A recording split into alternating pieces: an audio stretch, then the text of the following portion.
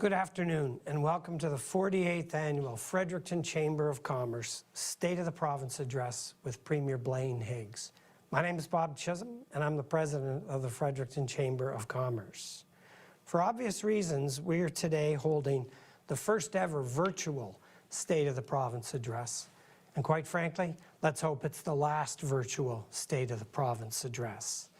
This show will be rebroadcast this evening on Rogers TV and on the Facebook pages and YouTube pages of the Province of New Brunswick, Rogers, and the Chamber of Commerce. Now, virtual and live events do have one thing in common. They're not possible without great sponsors. Today, I want to acknowledge the list of sponsors who've made today's event possible. Platinum, Siemens. Gold, Rogers and Amera. Pre-show, New Brunswick Medical Society. Q&A, APEG New Brunswick. Marketing, KPMG, Bell Alliant, Stuart McKelvey. Bronze level, Kears Marketing, Rob Blanchard Photography. Exclusive events, the Delta Fredericton, Signature Sound, and Robert Simmons. Before we move along, I do want to recognize the tremendous efforts of many New Brunswickers, starting with Dr. Jennifer Russell, our Chief Medical Officer of Health. Through this entire pandemic, they have kept us informed and they've kept us safe. And that includes every single worker in our entire healthcare system. I also want to thank the Premier and his COVID-19 all-party cabinet colleagues who early in the pandemic put party politics aside and the well-being of New Brunswickers first. Now, the COVID situation is getting better, but it's not perfect, and we have some work to do. We also are going to have another challenge, and that is rebuilding our economy. Governments have started with a series of programs to help individuals and businesses, but that won't do it alone. We need to think of ways to spend locally. So the Chamber has two asks of you today. First of all, please continue to follow all public health protocols. And secondly, think of all the ways that you can support local businesses. This evening we'll start with the Rogers pre-show sponsored by the New Brunswick Medical Society. And I want to thank Gilles Alain, the Executive Director of the Everett Chalmers Hospital Foundation, for conducting interviews. He will interview the following people: Roger Melanson, Interim Leader, Liberal Party of New Brunswick; David Kuhn, Leader, the Green Party of New Brunswick; Chris Austin, Leader, People's Alliance Party of New Brunswick; the Honourable Dorothy Shepherd, Minister of Health; the Honourable Arlene Dunn, Minister of Aboriginal Affairs, Small Business, Economic Development, Immigration and Opportunities, New Brunswick; and the Honourable Danielle Allen, Minister of Local Government and Local Governance Reform. After these interviews, local recording artist and musician Tristan Horncastle will sing our national anthem. And then a group of students from St. Mary's First Nation will welcome event participants to the unceded territory of the people of the Woolastook River. And they will sing a peace and friendship song. Faisal Kazi, President and CEO of Siemens Canada, our platinum sponsor, will introduce Premier Higgs. The Premier's address will be followed by a question and answer period hosted by Krista Ross, the CEO of the Fredericton Chamber of Commerce. Krista will be using questions that have been submitted by Chamber members. I want to thank all the people for being Chamber members, and I hope you enjoy today's show.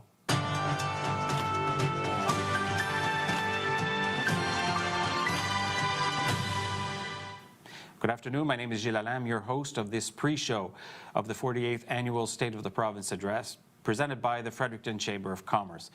Premier Blaine Higgs will be delivering his remarks shortly, and before he does, we've invited several guests, three of them from each of the opposition parties, and a few government ministers to talk about what their expectations are of what the Premier will say, or what they hope the Premier will say today, in light of the challenging year that we've had with the worldwide COVID-19 pandemic, his government's response, and where we're going going, or he hopes that we're going in the next 12 months. We hope you enjoy the show, and we hope you tune in to the Premier's 48th Annual State of the Province address.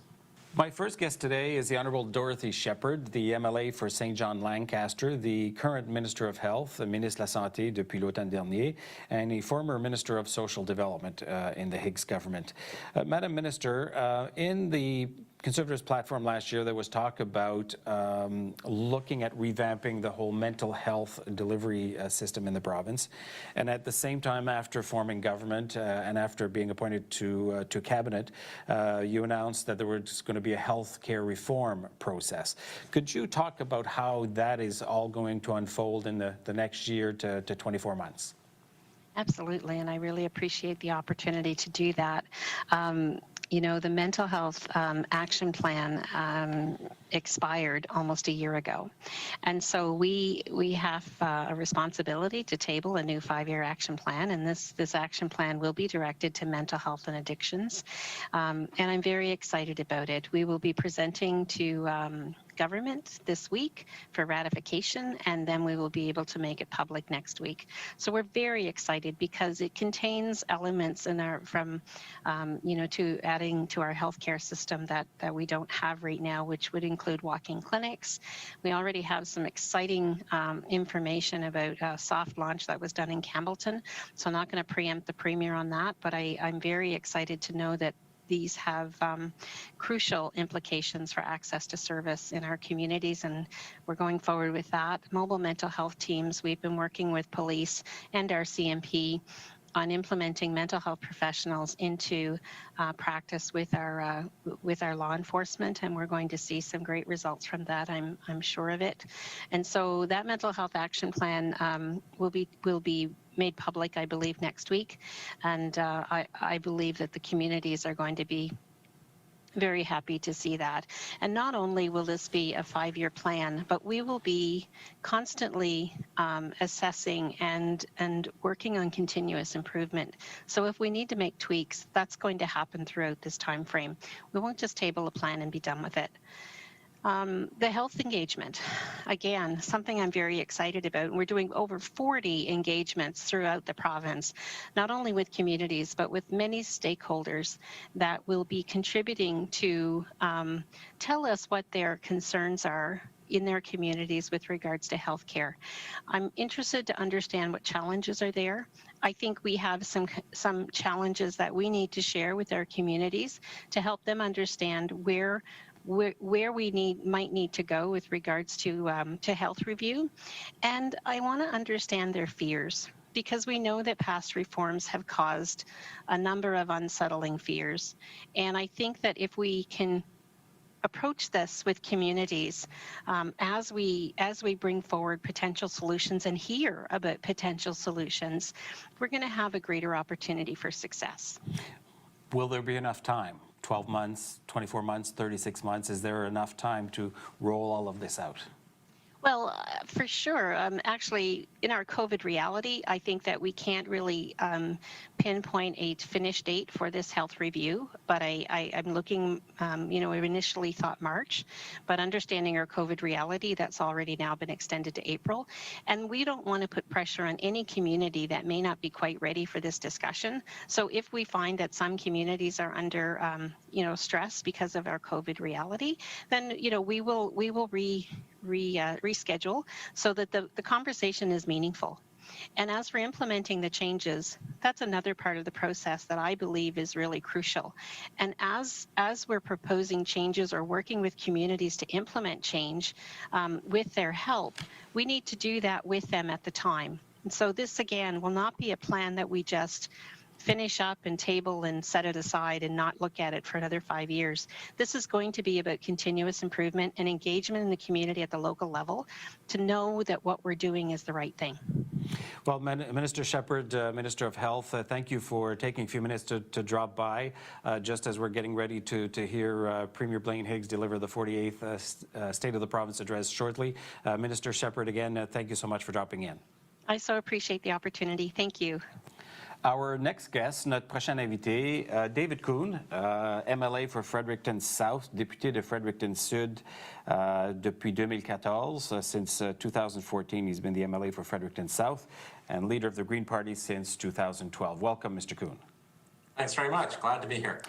Mr. Kuhn, what are your expectations? Now, you've done this a couple of years now. What are your expectations in anticipation of the Premier's State of the Province? What are you looking to hear the Premier say? Well, he's going to have to address, and I'm sure he will address, two important areas. One is the response to COVID. This is a very different context, of course, for the state of the province addressed because of the pandemic. So I expect him to speak to that, as well as speak to the longer-term vision of where he wants to take the province now that now that he has his majority government. With response to COVID, with respect to COVID, I would expect that he would be talking about some really important issues around, in the short term, how to ensure that people can comply with public health rules so that those who are working on a lower income can have access to paid sick days so they don't end up going to work with symptoms. They can afford to stay home, get tested when they have symptoms, and that's critical to be able to comply with the public health rules, as well as access to lodgings when people who don't have the means are able to afford to self-isolate as they're required to in a separate unit. So those are really critical things with respect to COVID. I would add, I think, two others. One is targeted support for small business. Right now, the initial baby step that's been taken to by the province with the $5,000 grant essentially is not sufficient because some small businesses have been really damaged significantly because of the nature of the business. I think of the hospitality industry, for example, those working in the arts, tourism. So there needs to be some specifically targeted programs for the hardest hit sectors in our small business world, and also to ensure that people and businesses who are not able to pay their, cannot afford unreasonable rent increases, that there is legislative action to ensure that government has the ability, the authority to act if there are unreasonable rent increases involved. So those are the key things around COVID. Now, there's a couple of big pieces coming or that have been announced, reforms to the healthcare sector and also the entire municipal reform with a dedicated minister. How will you keep the government accountable, or what will you be looking for in those two files? Well, those are both very big and very important, and reform is needed in both of those areas. No question. Anyone who interacts with the healthcare system has a story to tell where they would like to see improvements. And so, you know, it's big and it's multifaceted. So in terms of access to primary health care, we would like to see an approach that involves a team-based approach to healthcare, so that you are not the patient of a single person, a family physician, but you're the patient of a team, which includes a physician, a nurse practitioner, other health professionals, a pharmacist, who can all communicate with one another about your case, about your file when necessary. That would make a huge difference. It could happen both in a community health clinic settings and also in more of an office-based setting. Medical office, so there's different possibilities there. So that's important, especially coming out of COVID. Even more, there needs to be new investments in mental health care. We want to see him to announce, hopefully, during the State of the Province, the rollout of the walk-in mental health clinics that they're piloted in Campbellton, and those should be available to people around the province as soon as possible. I'm certain that the Hamilton pilot has worked well. On local governance, we're very much supportive of the idea that everyone should have access to local democratic institutions, so they've got real representation, not simply represented by the Minister of Local Government as their mayor. That's clearly not worked very well. But communities need the flexibility to determine what kind of a municipal entity they should become, and not be forced into illogical arrangements. Mr. Kuhn, that's all the time we have for today. Merci beaucoup. Thank you for joining us. David Kuhn, the MLA for Fredericton South, député de Fredericton Sud, and leader of the Green Party, chef du Parti Vert. Thank you very much. Merci beaucoup. Thanks very much. Our next guest is the MLA for Fredericton and Grand Lake, Chris Austin. He's been MLA for Fredericton and Grand Lake since 2018, but he's been the leader of the People's Alliance since 2010. So he's been watching the political scene for a while. Mr. Austin, welcome.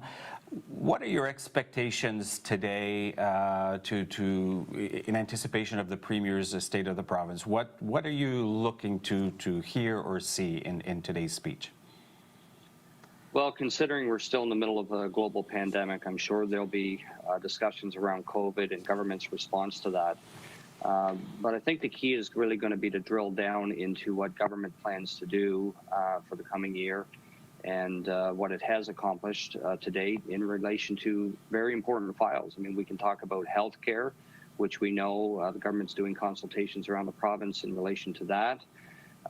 We can look at even the municipal reform, which is a huge file and a massive undertaking. And of course, there's a lot of rural residents that have a lot of legitimate concerns as it relates to taxation with municipal reform. So I'm anticipating something in the State of the Province in relation to that.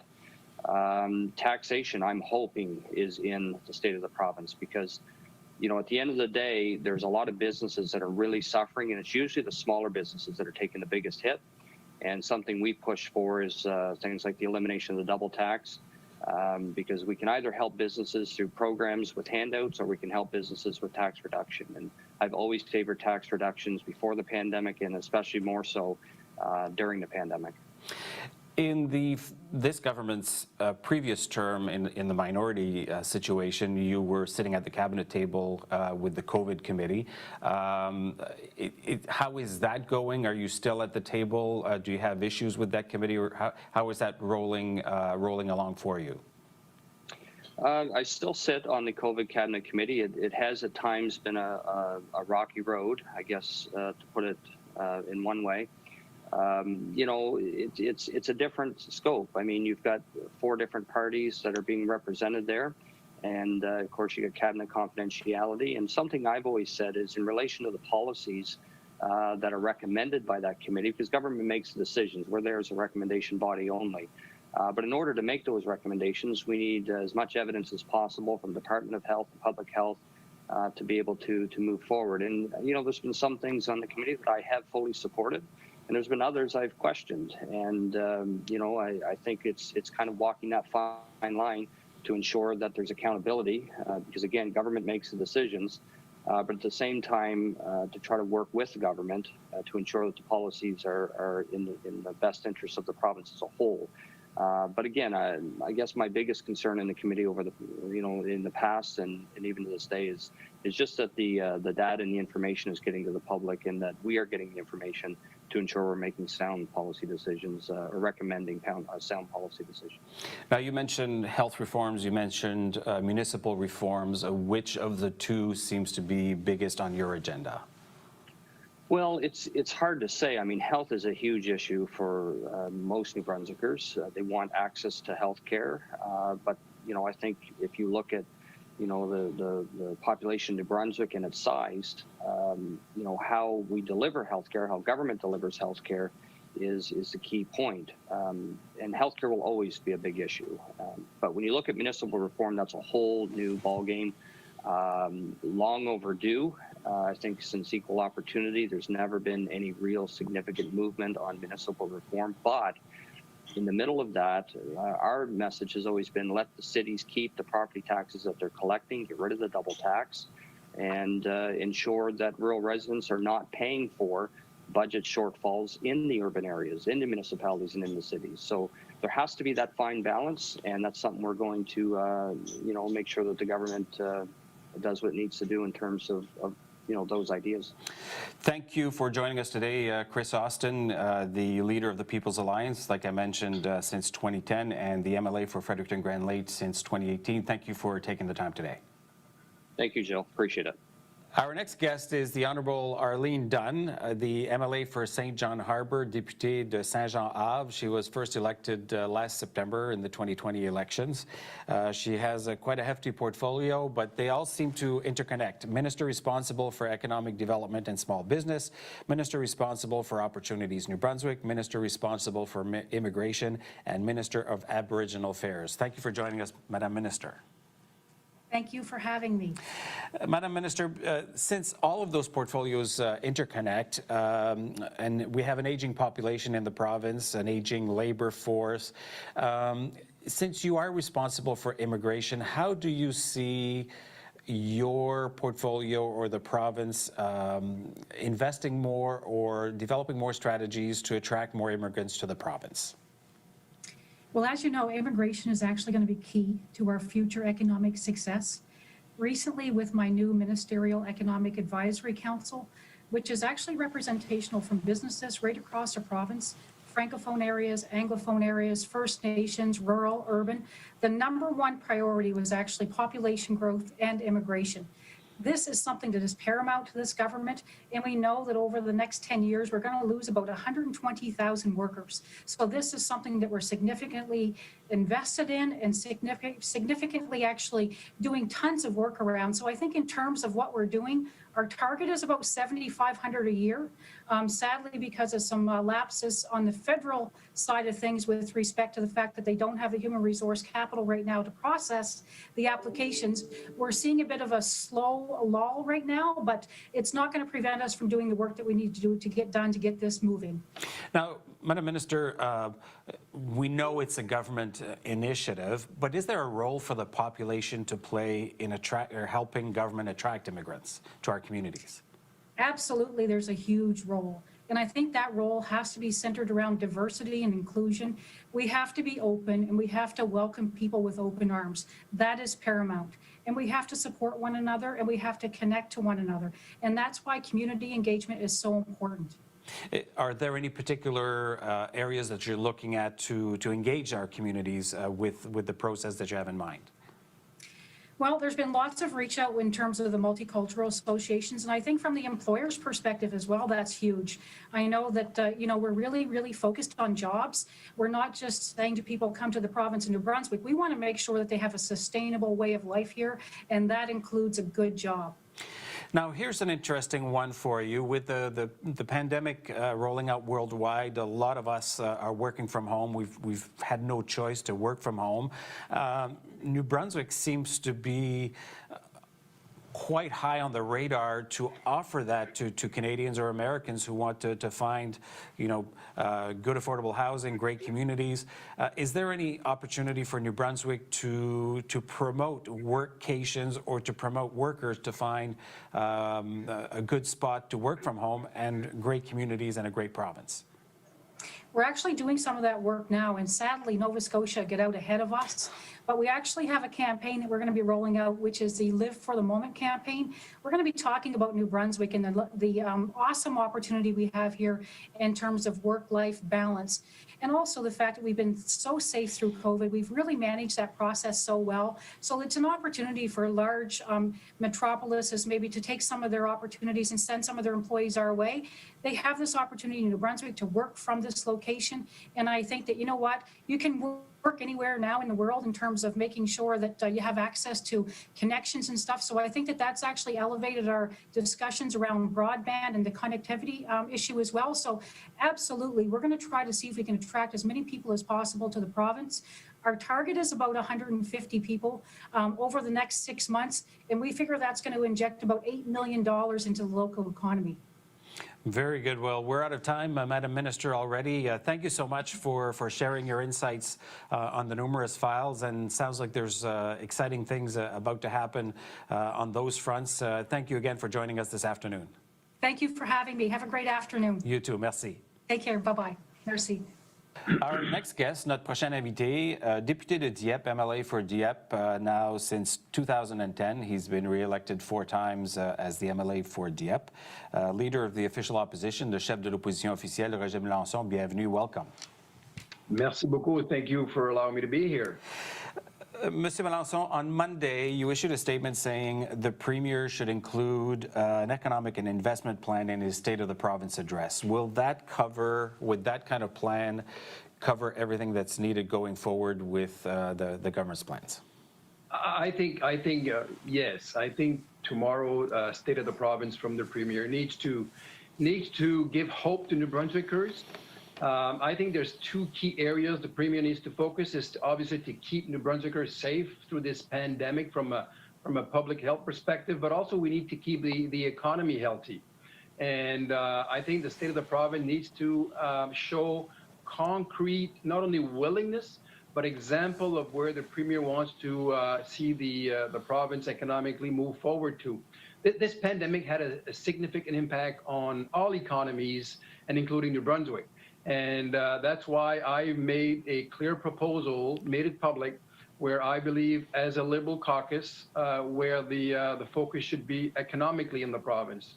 The Premier should also recognize in his speech tomorrow that he needs to correct the wrong over the last year. When you look at the levels of investment comparable to all other provinces, New Brunswick, from the provincial coffers perspective, invested 26 cents per New Brunswickers in 2020. It's unacceptable. The economy needs to not only be sustained during this pandemic, but needs to be in a position after pandemic to be able to grow and strive again. Now, you're saying the low investments at 26 cents per New Brunswicker, but we know that the Premier has a keen eye on the bottom line and the dollars and cents. With that being said, there's 2 major reforms also on the table that are being mentioned in the next 4 years, the healthcare sector and municipal reform with your colleague Daniel Alain. How impactful could those reforms be on the province as we're going forward? Well, you know, those are 2 key areas that the Premier seems to be wanting to focus in terms of change and how government services are delivered. So the whole delivery model of those 2 areas and the governance model, obviously. What we have said when it comes to the health reform, we're concerned. We've asked the Premier to do 2 things. First, to delay the consultation process. People are focused on this pandemic. The healthcare professionals and experts are focused on dealing with the pandemic and trying to get people vaccinated at this time. Nobody's focused on change and reform. And that worrisome for us because we believe the Premier's got a secret agenda, who he knows exactly how he wants to make changes and what changes he wants to bring forward in healthcare, and it'll go below the radar. People won't pay attention to this reform. In terms of the governance or the reform in terms of the local governance, well, obviously we're open to having a dialogue, but again, this pandemic is creating a lot of uncertainty, and people are focused on their own personal health. Not a lot of people are focused on consultation right now. I'd put a pause just for now, allow people to focus on the pandemic, allow people to get vaccinated and to get in the position where then we can see meaningful consultation. We actually also proposed to do a legislative committee to undertake these consultation when it comes to healthcare. But the Premier, I've sent them a letter and to the Minister of Health, and obviously no reply. Last question, dernière question, Monsieur Melançon. Do you think the Premier would listen to your call for a delay to these reforms? Well, so far, no luck. Premier Higgs, all due respect to the position he holds, has got an agenda and a track record that listening to New Brunswickers, he may do, but he's not hearing what they're saying. So I really hope tomorrow's speech will actually bring some hope, some concrete evidence where this province needs to go forward. economically. And when it comes to reforms around healthcare and local governance, we know there needs to be some changes. We know there needs to be advancement in those two files, but we also know that the people of New Brunswick are not focused on that right now.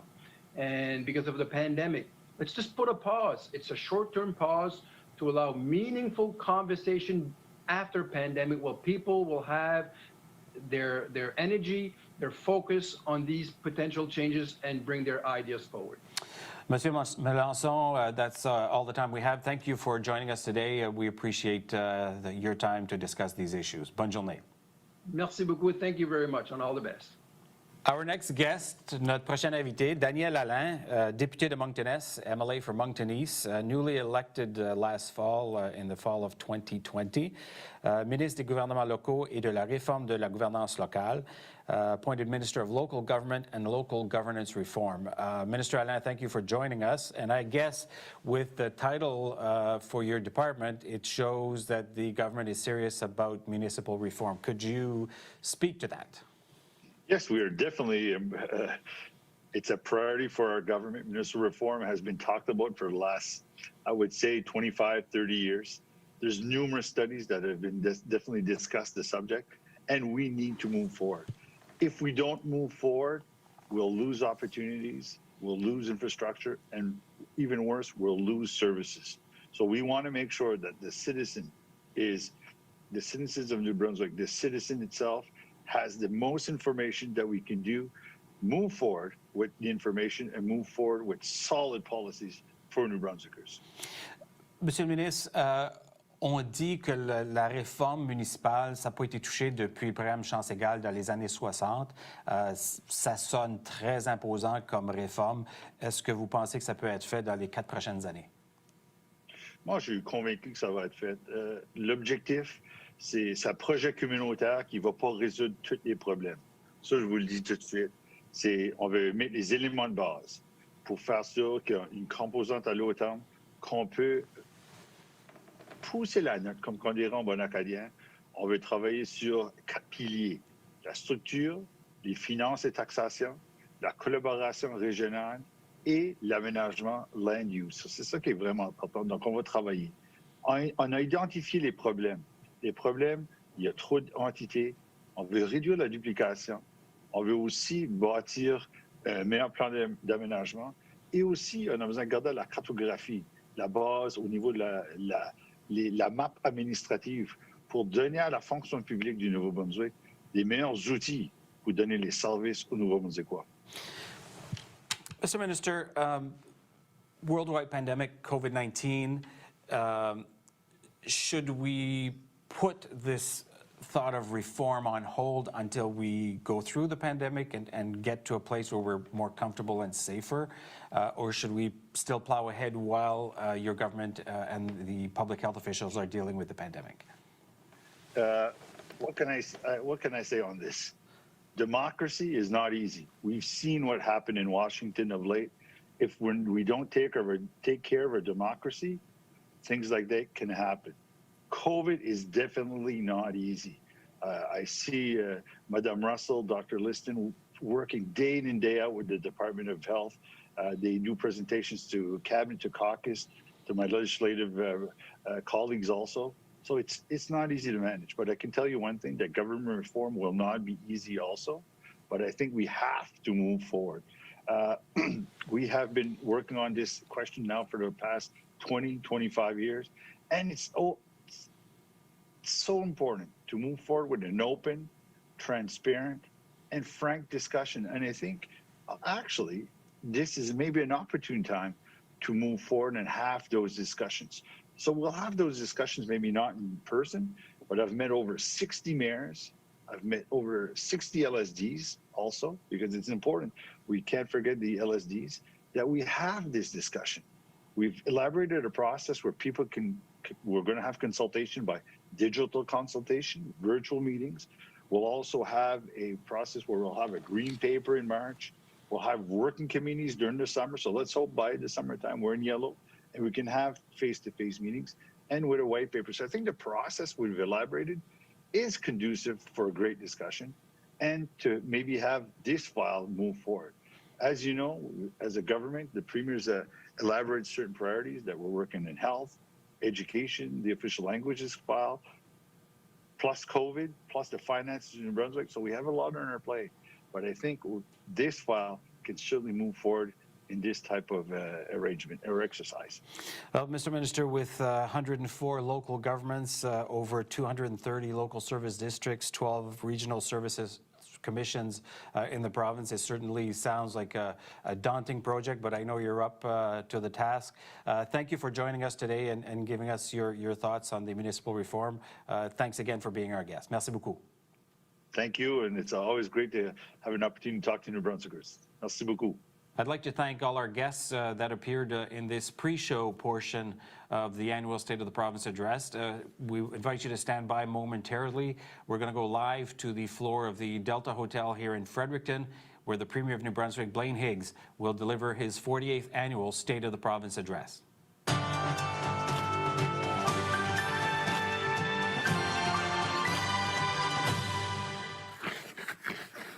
Oh, Canada, our home and native land, true patriot love in all of us command. With glowing hearts we see thee rise, the true north strong and free. From far and wide, O Canada, we stand on guard for thee. God keep our land glorious and free. O Canada, we stand on guard for thee. O Canada, we stand on guard for thee. Klasi Kokabamik, Askami to Bamudi, Kitaki Goma Vostagwig, Pasil Domabamik. We welcome you from the unceded territory of the people of the beautiful and bountiful river, Woolstock, all my relations.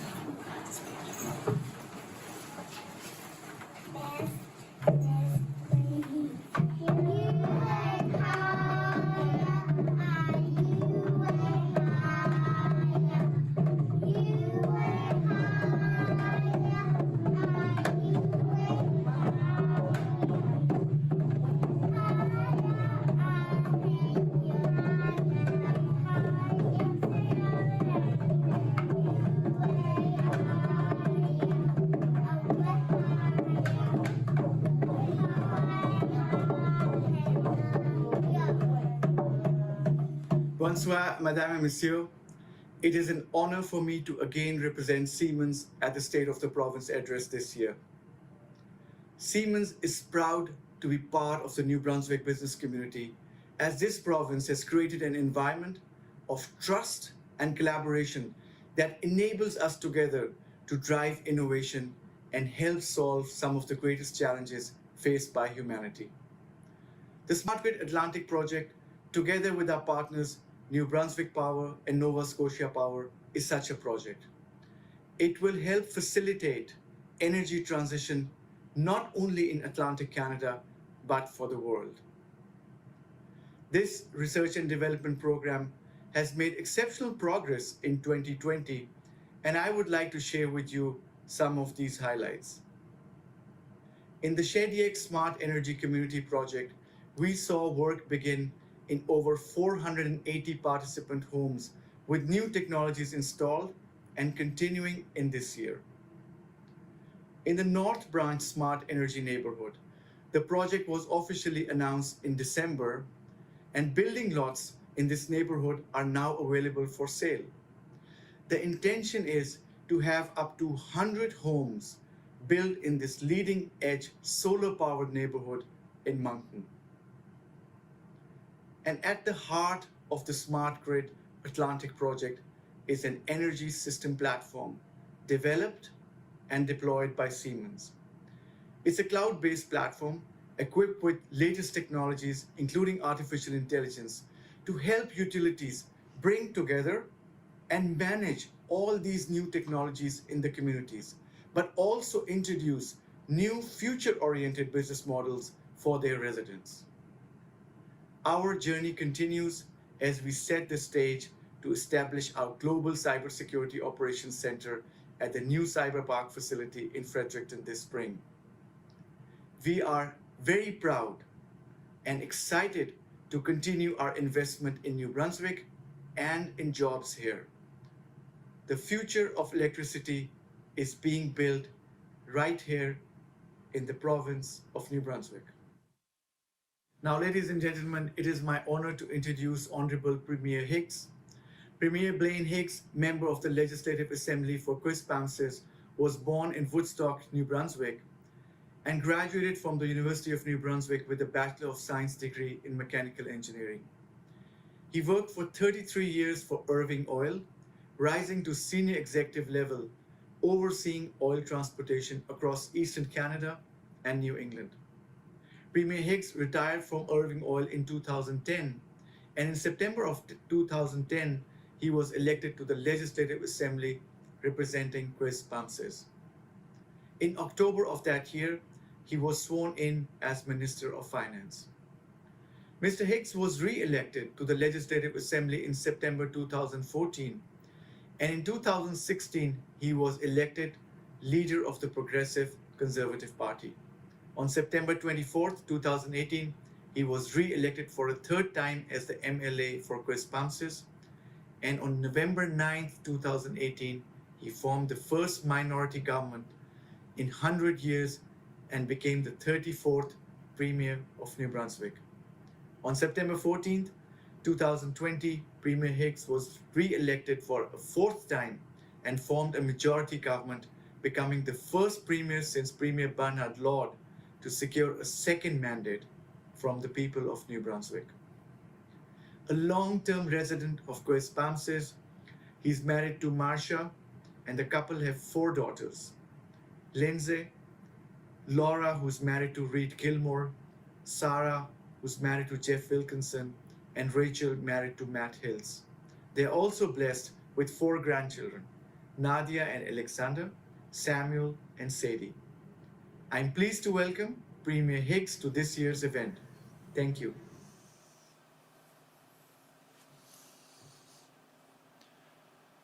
Thank you, Fazal. I very much appreciate the introduction and your continued support of New Brunswick and what you're doing for us here as we develop energy resources and as we manage our energy future. I also want to thank Krista Ross and the Fredericton Chamber for the great work once again of organizing this event. You know, from where I am right now, the attendance seems to be down. I guess there's probably about 10 of us in this great big room at the Delta.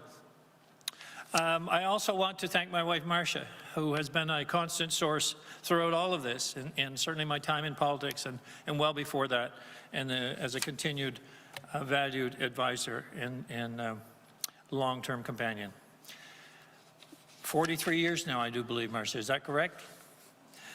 I also want to relate to something that, Fazal, that you said about being the 34th Premier. Now, many of you who may have watched many interviews, and certainly today in COVID, most of the interviews are conducted online. And in my office, on Zoom or Teams, we work on different platforms. But you'll see in the background quite often on the wall a jersey of the Toronto Maple Leafs. And the number on that jersey is number 34. Now, many of you may relate that if you watch hockey or you know the teams, that 34 is Austin Matthews' number. But in fact, that 34 is related to the fact that I am the 34th Premier, and I have signatures from all the premiers across the country. And that was given to me by the Premier of Ontario at an event we had with all the First Ministers back a few years ago when we could actually do that sort of thing. So it's quite a gift, and I'm probably someone that here can remember when the Toronto Maple Leafs last won the Cup. It was actually 1967. Good afternoon. Bon après-midi. I am very mindful of the fact that as we sit here today, our province continues to grapple with the second wave of COVID-19. Bon nombre d'entre nous éprouvent des sentiments d'anxiété et sont incertains de ce que l'avenir nous réserve. De plus, nos êtres chez nous maintenant, plus que jamais, les gens de Nouveau-Brunswick ont besoin que le gouvernement intensifie, prouve intégrité, déclaration et d'engagement, tout comme ils le font les uns pour les autres chaque jour. It's more important than ever that we stay focused on our priorities. We need to continue to recognize the progress that is happening across our province and the people who are making it happen. When COVID-19 took hold, Scotiabank issued dire predictions for provinces right across the country. Their estimate for the province of New Brunswick's economy showed a decline in real GDP of 8.4% and a deficit of $1.2 billion. Our economic outlook suggests a decline of about half of this level, and our current projected deficit is actually $13 million. Depuis le début, notre réponse à la pandémie est réfléchir et bipartite.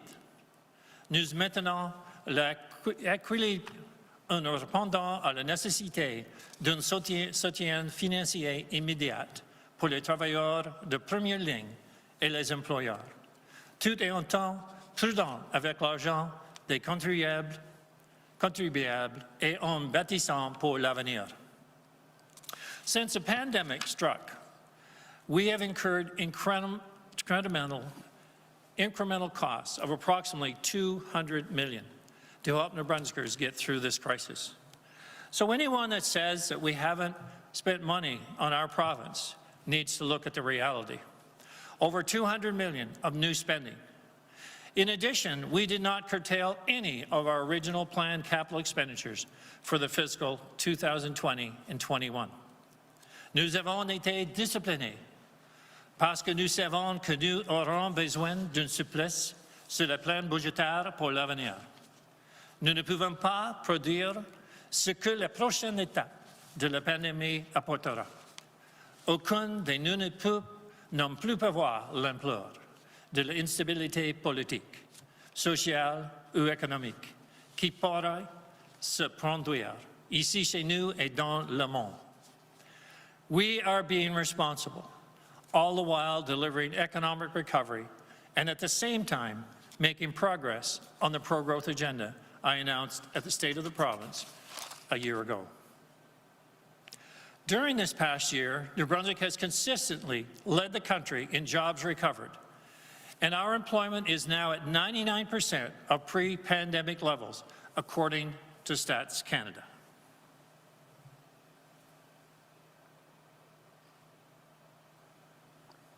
To get people back to work, we provided several supports, including up to $50 million in working capital loans for businesses, grants for nonprofits, an emergency fund for impacted New Brunswickers, and wage top-ups for essential workers.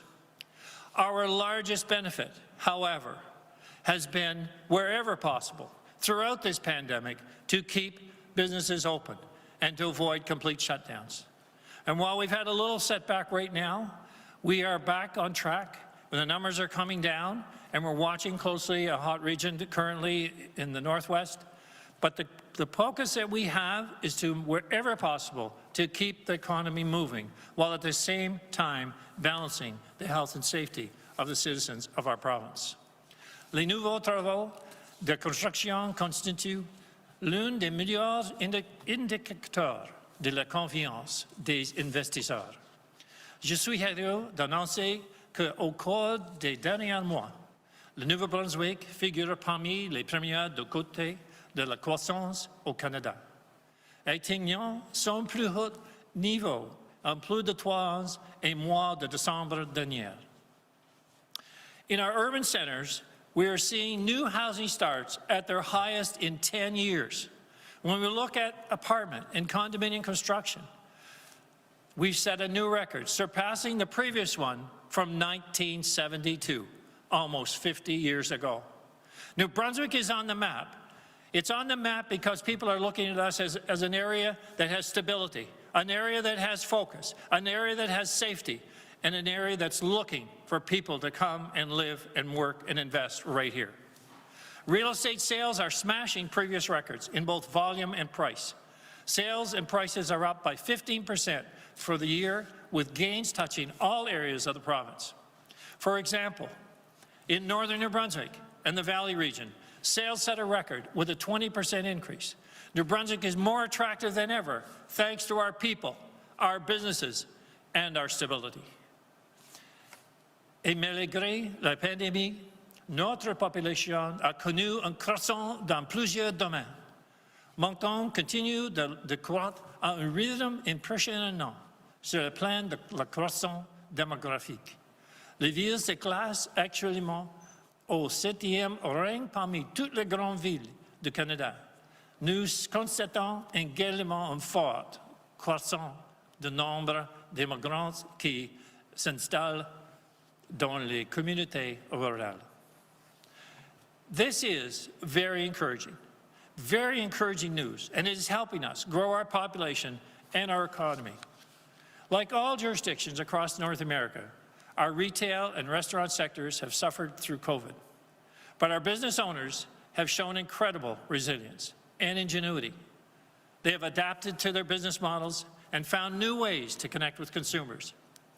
Through this second wave of COVID-19, we will continue to assess impact and provide additional support deemed necessary. We are all working to come out of this together.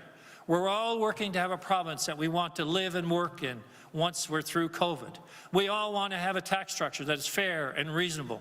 We want to rebuild New Brunswick economy and rebuild it together to go well beyond what we had before COVID. Nous ne devrons pas tenir pour acquis l'esprit entrepreneurial de notre province. 7% de Nouveau-Brunswick se disent employés par une petite ou moyenne entreprise.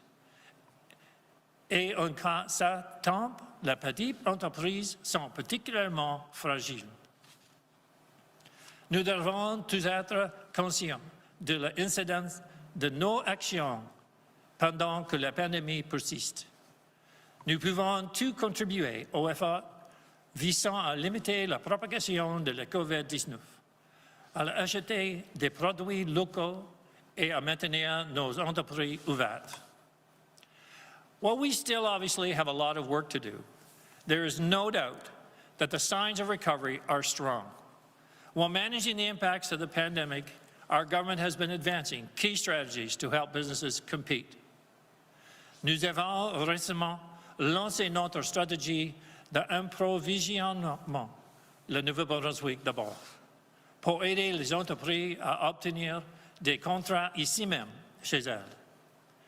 We made significant changes to help local companies access more opportunities through public procurement. For example, we're now taking a best value approach versus just lowest cost. We are working to be more proactively connecting with businesses to opportunities, and we are streamlining and adjusting design specifications wherever possible. Je tiens à remercier le Conseil économique et le Conseil d'entreprise de Nouveau-Brunswick pour leur partenariat dans la conception et l'annonce de notre plan. When we talk about New Brunswick First strategies,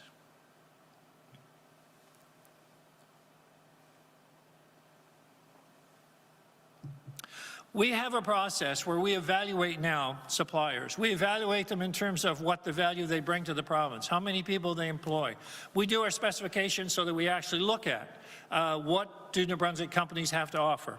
We also have an exemption as far as our trade agreements with other provinces where we can look at projects on each one about $1 million, and then we have about 10 exemptions where we can look at projects and say what makes sense for us to look at in a New Brunswick company. And even though those exemptions weren't being used at all previously, we are using them now. Now that doesn't mean that we don't want the best value and we're not looking for the best value from every tender we issue as a government. It just means we're looking for ways to support our New Brunswick companies, no matter where they live and work in our province. Weeks ago, our government launched a 4-year local food and beverages strategy. The plan is designed to encourage farmers and producers to expand their current volumes and to increase the variety of available local products. In addition, we will educate residents on the importance of buying local and the career opportunities that are available within our agri-food, aquaculture, and fisheries sectors. This is key for our province's self-sufficiency and growth. We saw during COVID that we rely on the import of fresh fruits and vegetables heavily, as well as some meat products. We have a number of projects underway to help farmers automate, to boost production, and to support year-round farming with more sophisticated greenhouses, tunnels, hydroponics, and enhanced storage and refrigeration. To support better education and address labor issues in farming, our workforce development plans includes curriculum to highlight agricultural careers. And we're actively working on an immigration pilot project for agriculture to attract farmers and to experience growing a variety of crops. Nous avons également lancé des campagnes de promotion dans plusieurs épiceries de la province qui mettent l'accent sur les produits de notre panier alimentaire de Nouveau-Brunswick, notamment le ciment de True North, la barre rayée de la Première Nation d'Île-Grande, l'homard Rocky Point de Westmoreland Fisheries, and les huîtres Shabuktuk de Village Bay à Batouche.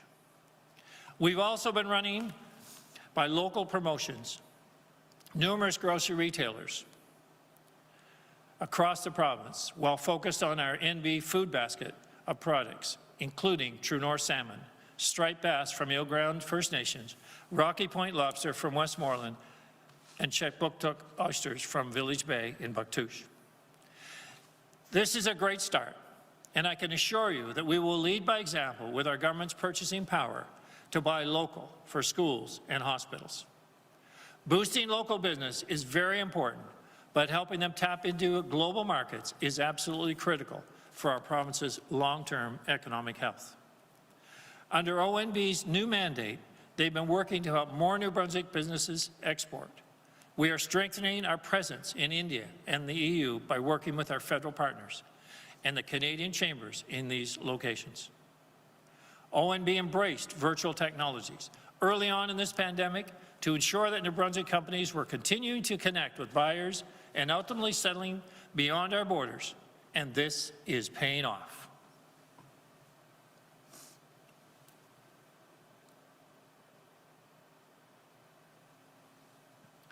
The companies participating in ONB led virtual trade missions. To date, they are projecting increased sales of about 26 million as a result of these virtual missions. Je suis très heureux d'annoncer que notre stratégie fonctionne. Le Nouveau-Brunswick compte maintenant plus d'exportateurs qu'avant le début de la pandémie. Et Saint-Jean a été la seule grande ville canadienne à connaître une augmentation du nombre d'exportateurs entre octobre 2019 et octobre 2020. Il s'agit d'une grande réalisation pour notre province. Vous voyez donc pourquoi je suis optimiste. It's easy to get excited about what we see happening in New Brunswick, especially right now in a pandemic, where everyone's looking around and saying, how do we get out of this? We're working our way out of it, but working our way beyond COVID and looking to the future of our great province. We are not just recovering as we work through the pandemic. We are indeed reinventing New Brunswick, and we are doing it together. And the momentum is taking hold everywhere, much of it through private investment, which is a strong vote of confidence that businesses want to be here and grow here.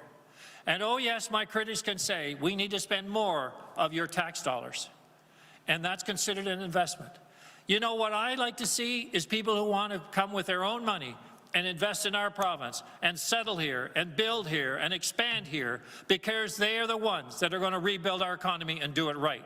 It's not going to be increased taxes and increased spending by our government out of control.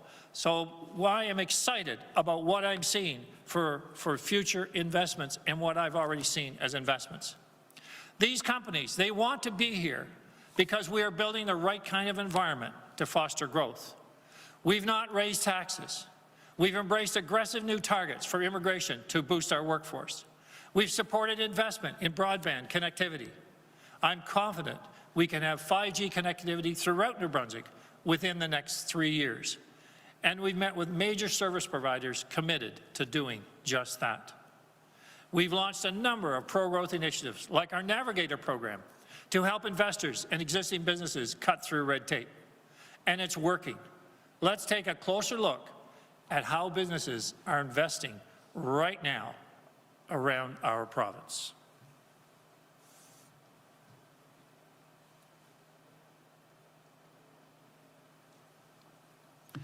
In Grand Falls, McCain Foods announced its commitment to an $80 million expansion. An estimated 80 new full-time jobs will be added to the production line once the facility expansion is completed.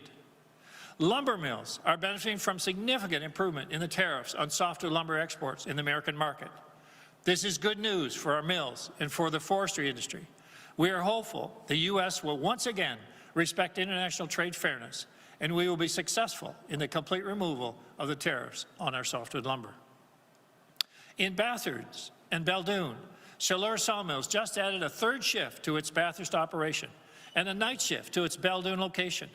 This has added 36 new jobs over the past few months. It's great news for Northern New Brunswick, and the increase in production will also mean more business for their suppliers, including private woodlot owners and First Nations. This represents a $14.5 million investment, with another $10 million planned. These are private sector investment. Toujours à Bathurst, la mine Caribou rouvira. C'est pour le mois prochain grâce à un important investissement privé de 11 millions de dollars sur 2 ans pour réactiver ses activités. À l'heure actuelle, il procède à l'embauche de 250 employés. De plus, il prévoit déjà une potentielle expansion. En Tracadie-Shiloh, McGraw Seafood, propriété de la première nation de Elsipogtog, a commencé la construction d'une usine de transformation de 20 millions de dollars il y a quelques semaines pour soutenir son expansion sur le marché européen. In English, the Bathurst Caribou Mines will be reopening next month with a significant capital investment of $11 million over 2 years to reactivate the operations. Right now, they are in the process of hiring to fill 250 jobs. In addition, they already are planning the potential expansion. I was thrilled, as you might guess, a few weeks ago to get a call from the President and CEO about this reopening. The conditions were right. The economy was looking good, looking forward. It was prosperous, and they wanted to be back here in New Brunswick, working, living, and investing. In Tracadie-Shiloh, Elsipogtog First Nations owned McGraw Seafood began construction on a $20 million processing plant a few weeks ago to support their expansion into the European market. This will add much-needed jobs to the region and help open new export markets for our world-class seafood. In Centerville, Opportunities New Brunswick has been working with BWS, a heavy haul trailer company that continues to invest and expand. For years, like many local companies, they have been faced with a labor crunch to meet their current and growing labor needs. ONB facilitated a specialized in-house training program for welders that is certified through NBCC. The first cohort starts this month. En continuant notre traversée de la province, nous pouvons constater une relance extraordinaire en montant. Mrs. Dunsters a annoncé une expansion de plus que 4,5 millions de dollars avec une nouvelle boulangerie grâce au fait de plus de gens que jamais, achetant localement. TD announced further growth in New Brunswick with over 100 new full-time jobs. Manic Trailers, the biggest manufacturer of semi-trailers in Canada, just announced it will expand its national presence with a new 14,000 square foot facility. Tech Mahindra continues to grow, recently reaching 250 employees. The company is a major link for us to India, where ONB is pursuing investment and workforce attraction, as well as export opportunities. And Moncton Industrial Parks reported a record level of activity in 2020, selling 91 acres of land that will increase private sector investment in the area. In St. John, we saw major news with a significant investment. CP Rail has returned to the Port of St. John and has brought one of the world's leading ocean cargo carriers, Hapag-Lloyd, along with them. This is a transformational development for our region, for all of New Brunswick. It will help open new and international markets for our businesses, increase export capacity, and drive job growth and further investment in New Brunswick. La Porte de Saint-Jean offre désormais un accès au marché de toute l'Amérique du Nord et du monde entier par chemin de fer, bateau et en route. This is what we mean when we talk about sustainable growth. It must be led by the private sector, and the private sector is stepping up in a big way.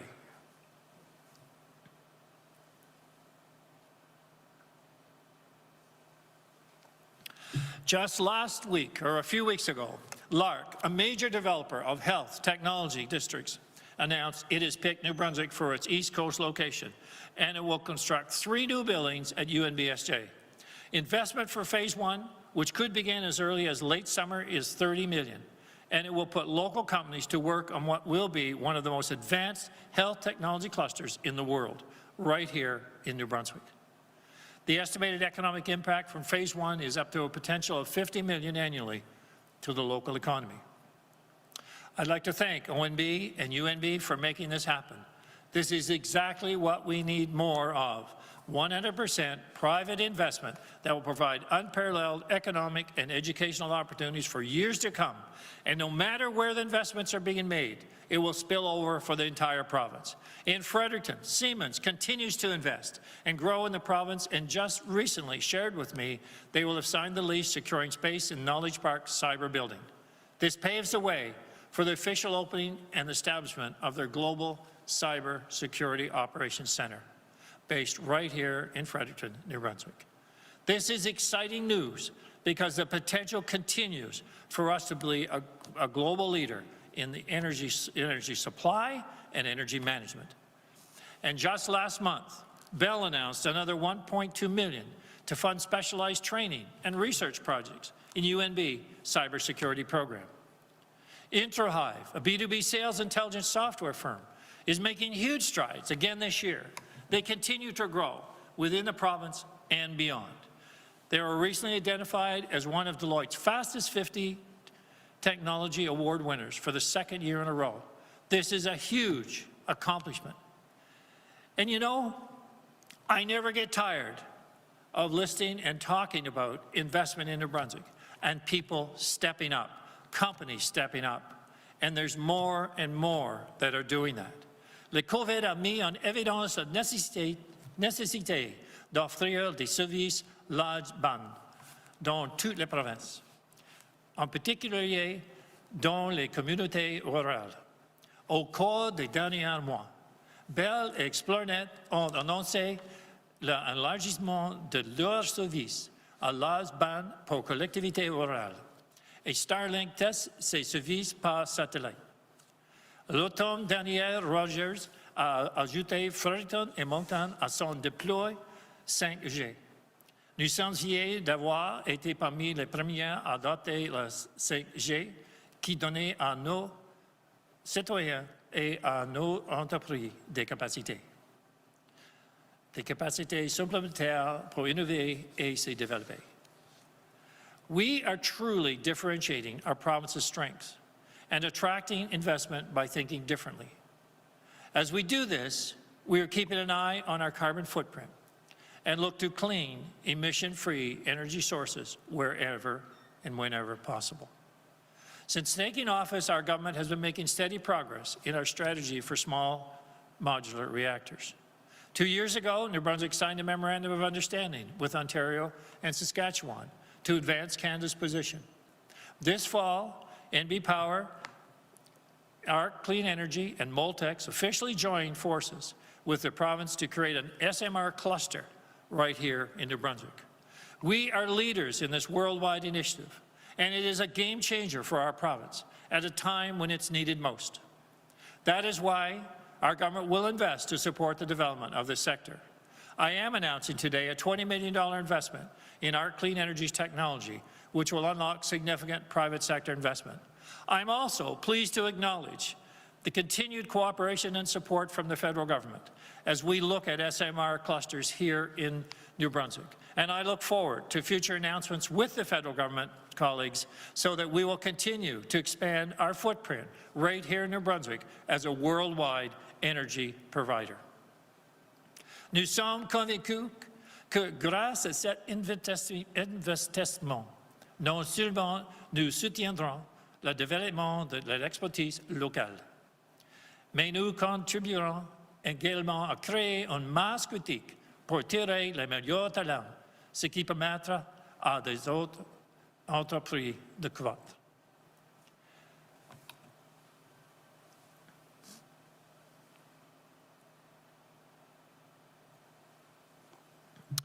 We have an underutilized supply chain with existing industrial and mechanical businesses right across this province. And we could activate to participate in a worldwide SMR market and bring that revenue back to New Brunswick. That's what this opportunity means to us here. We're putting New Brunswick back on a map as a global emissions reduction leader and will be at the forefront of this emerging sector. While all that I've shared is obviously extremely positive, we do need to be cautious and continue to confront our challenges. We know that our priorities for a robust economy, population growth, and improved health care rely on having vibrant and sustainable communities. Notre gouvernement a annoncé les détails de la première phase de notre processus de consultation sur la gouvernance locale qui se déroulera au cours des prochains mois. Nous publierons également un livre vert en printemps pour susciter davantage la participation des citoyens dans cette discussion importante. Nous rechercherons des idées innovantes, des occasions de collaboration régionale et des moyens d'autonomiser nos communautés. Les communautaires et analyses des parties prenantes seront ensuite utilisés pour élaborer un plan d'action avant la fin de l'année. Another challenge is healthcare. With an aging population, the demands on our healthcare system will only continue to grow, and we must act decisively to prepare for tomorrow's needs. We're improving wait times. We're on track to cut the wait list for primary care in half by March. We're making steady progress on reducing wait times from as long as 3 years to 6 months for hips and knees surgeries, and do so by the end of 2021. We're centralizing where it makes sense, like our COVID testing labs at the George L. Dumont University in Moncton. And we are consulting on other opportunities to further leverage technology, improve mental health, and recruit specialists. The Department of Health will soon be unveiling the 5-year Addiction and Mental Health Action Plan, which focuses on 5 areas, including improving access and same-day walk-in services for lower intensity needs.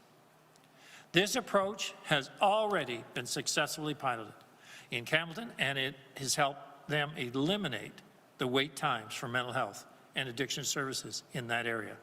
It's a pilot project that has been extremely successful. I met with the Minister of Health recently and she's so excited about what potential this has for the rest of the province. Mental health and addiction services is a key platform promise that we must deliver on. We have the opportunity to help more New Brunswickers participate in our economy.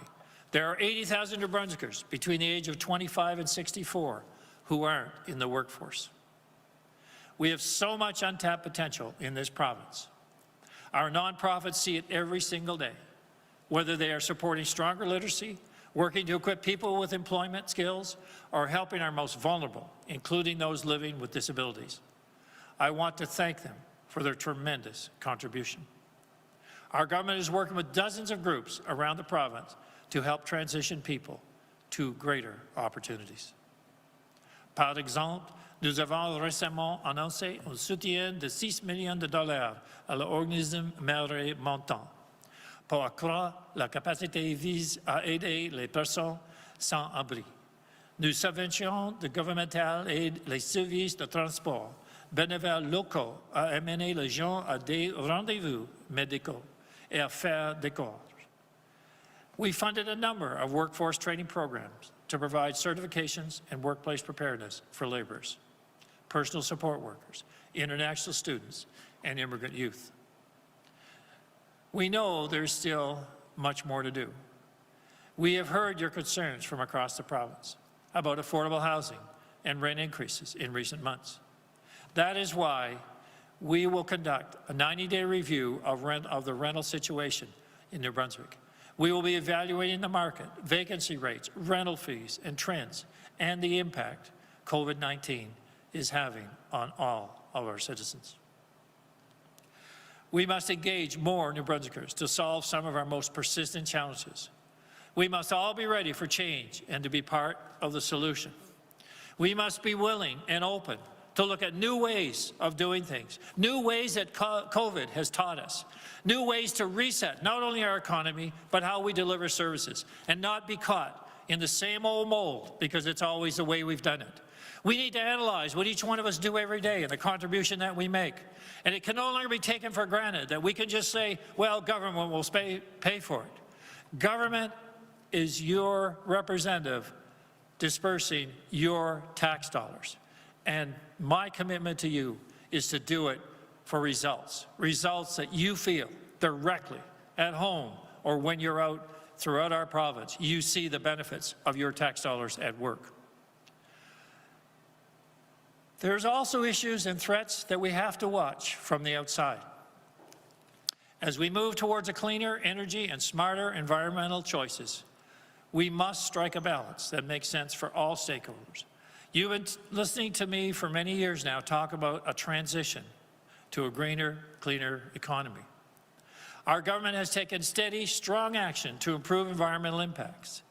We have reduced our carbon emissions by 28% since 2005, and we're on track to meet our share of the national target by 2030.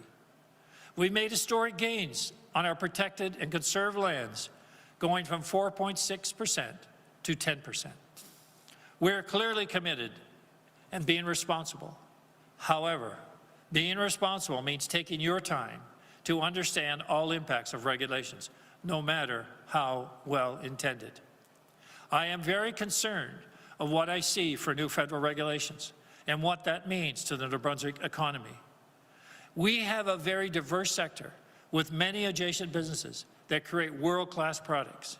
As a whole, our manufacturing sector contributes $3 billion a year to our GDP. That's nearly 29,000 jobs and accounts for 9.8% of our economy. We've already seen a significant drop in oil prices and disruptions to supply chains around the globe due to the pandemic.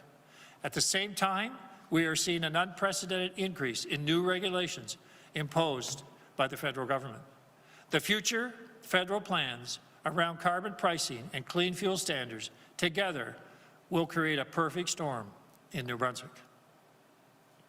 Costs for our provincial utility alone could rise by 25%, and that's just with the federal government's new carbon rules.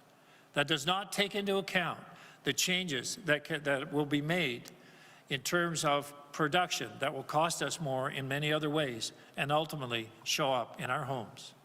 In New Brunswick, we have a very high, I think it's around 80% of homes that are space heated with electricity. When I look at our oil and gas sector particularly, I am concerned. The new federal regulations that are envisioned could result in devastating impacts for the St. John refinery and for the reliability of fuel supply. If we aren't using our own oil products as long as we're using them, and if we don't have our own refinery, as long as we need those resources, we will then up buying them from someone else if our own regulations in our country shut down our businesses. Countries that don't necessarily have the same human rights and environmental standards that we do here in Canada. We are in a transition. Let's not, and you've heard me say this before, let's not just shut the lights out and hope for the best and wander around in the dark. Let's manage our future. Let's have a plan at how we transition and do so that you can afford to live and work here in our province. One of the most significant learnings from COVID is that we must become more self-sufficient, whether it's food, medicine, or energy. We don't want to be over-reliant on resources from other countries. For our economy, they are estimating provincial GDP will decrease by 0.5%, or $208 million by 2030, the second worst impact of those new regulations next to Newfoundland. So the second worst impact in the country. This effect will have on vendors, suppliers, workers in our communities, and our province's autonomy cannot be overstated. Nous reconnaissons tout que nous devrons passer à une économie plus verte, mais nous devrons le faire de manière méthodique. We will continue to work together to balance our economic and environmental stability. When I think of what we've gone through over the past year and think of the years prior to COVID, who knew that amidst a global pandemic, I would be standing here sharing highlights of well over $200 million in new private investment projects, new capital expansions, new equipment for automation and productivity, new buildings, and new production lines. And that's just the tip of the iceberg. I could carry on and list another 100, 200 million that is in the hopper that companies are looking at and where they might to continue to expand their operations or start new. Amidst very challenging environments, our private sector continues to seize growth opportunities. Since April 1st, ONB clients alone are working towards creating upwards of 1,700 new jobs, putting skilled New Brunswickers to work and creating future opportunities for our youth. That will translate into over $219 million in new provincial GDP contribution. Les nouvelles entreprises continuent de se tourner vers le Nouveau-Brunswick et aiment ce qu'elles voient. Et ce qu'elles voient, c'est une collaboration comme jamais auparavant, un sentiment d'urgence de s'améliorer. C'est un témoignage pour tous les gens de Nouveau-Brunswick.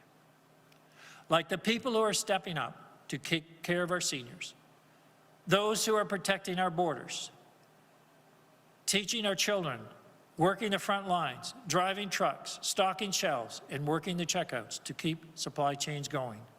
These people and many others embody the determination and the empathy that New Brunswickers have long been known for. We have seen throughout this pandemic people standing on our borders, and our borders are directly connected to areas that have high levels of outbreaks, as we know, whether it be the Quebec border or whether it be the border to Maine. We have many people that are transiting every day for economic and employment reasons back and forth across these borders.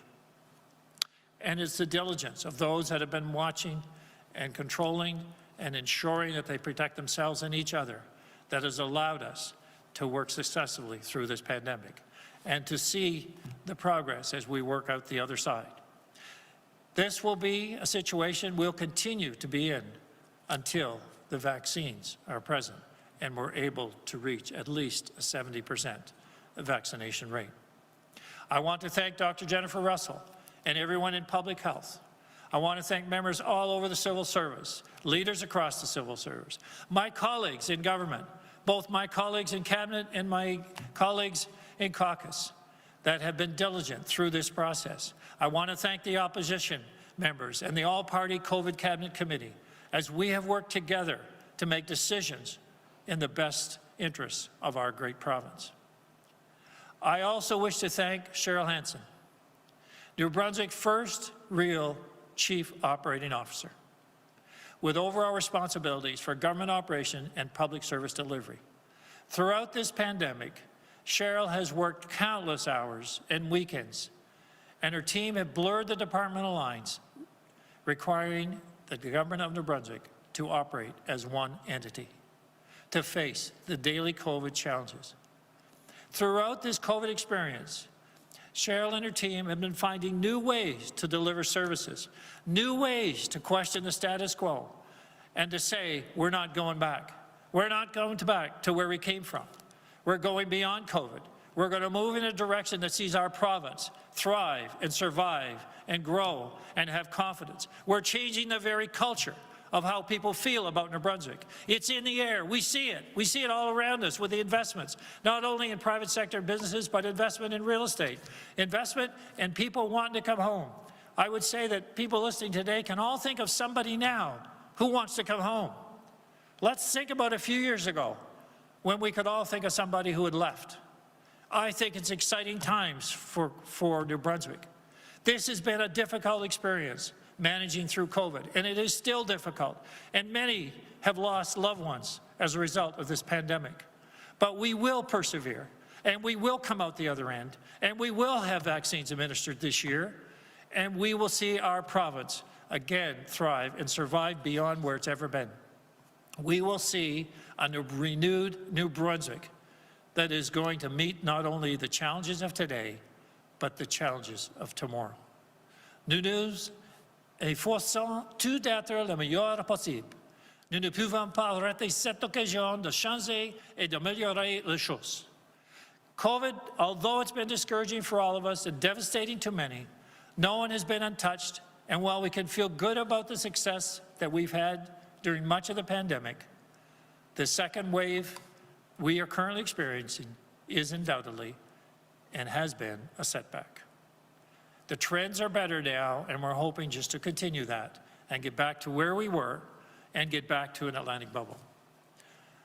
It is easy to give up. It's easy to walk away. And there's so many reasons, though, for us to be hopeful that we can't do that. We must continue to persevere through this. We see the end of the pandemic, but we can't take it for granted. The new variant is a major concern, with infection rate capability so much higher.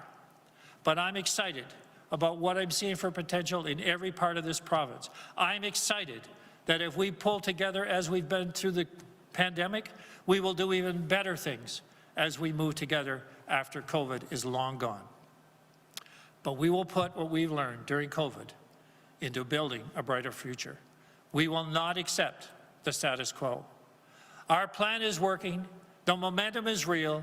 I feel it around the province because I get messages from around the province. You feel it from your communities because you see it. You see things moving. You see people wanting to be part of what New Brunswick is doing. We are showing the world what we can achieve. But we can't do it alone. We need to do it together. And together, we are reinventing New Brunswick. Ensemble, nous réinventons le Nouveau-Brunswick. Merci. Thank you.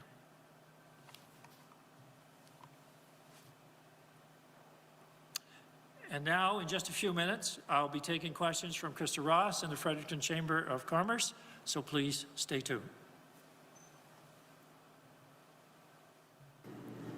Good afternoon. I'm Scott Balfour, President and CEO of Emera. On behalf of our team in New Brunswick and elsewhere in Atlantic Canada, I'd like to thank Premier Higgs for his 2021 State of the Province Address. This has been a valuable opportunity for all of us to learn more about the challenges and opportunities facing New Brunswick, our region, and the country. Thank you, Premier, for your insight on your government's strategic plans. At Emera, we understand that the best opportunities and solutions happen when government and the private sector are aligned and work together to build a brighter future. From our home base here in Atlantic Canada, we've grown Emera from a single utility to a $32 billion energy leader. We're safely delivering cleaner, affordable, and reliable energy to more than 2.5 million customers in 6 different countries.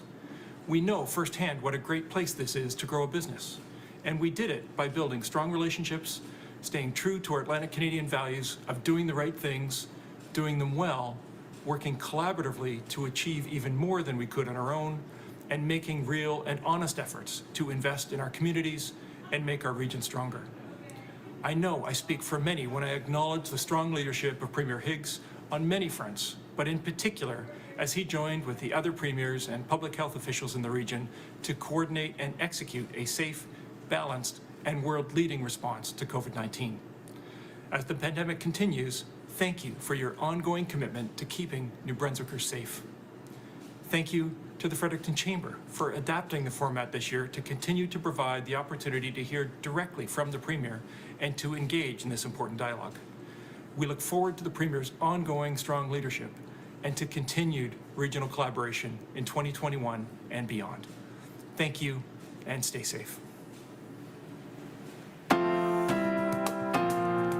In recognition of our valued sponsors for the 48th Annual Fredericton Chamber of Commerce State of the Province Address, we are proud to acknowledge the support of these chamber member companies.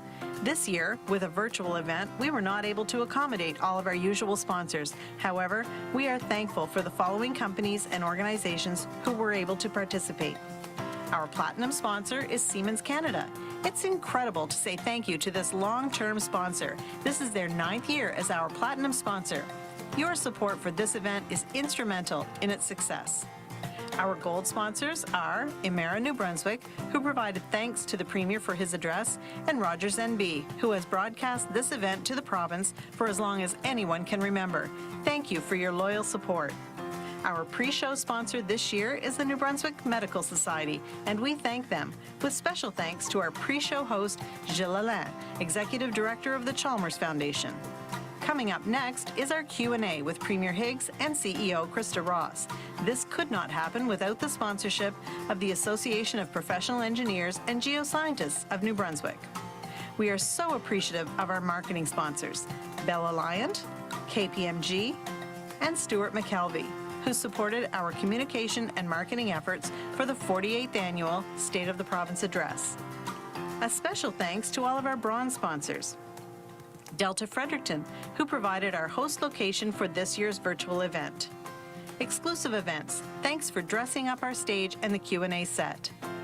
Kier's Marketing, you always do an awesome job creating our marketing and social media materials for State of the Province. Rob Blanchard Photography, for capturing photos of our Premier delivering his address for us to share with our members. Robert Simmons, who provided a great outfit for our CEO Krista Ross to wear during the Q&A with the Premier. Signature Sound, for making sure the event is a technical success and tying together all of the sound, lights, and visuals for everyone to enjoy. In addition to our event sponsors, we would like to give a very special thanks to our legacy sponsors, those who have supported the Fredericton Chamber of Commerce and this event year after year. Although we could not have you involved this year due to the virtual nature of the event, we wanted to show our gratitude for your long-standing support, and we're definitely looking forward to working with you for next year's event.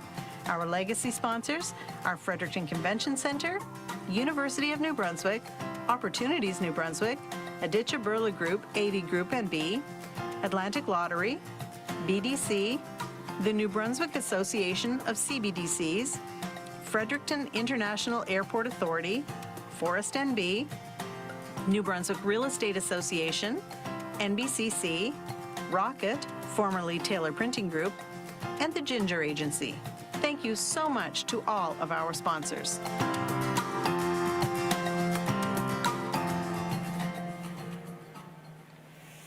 Thanks again to our sponsors for the 2021 Fredericton Chamber of Commerce State of the Province Address.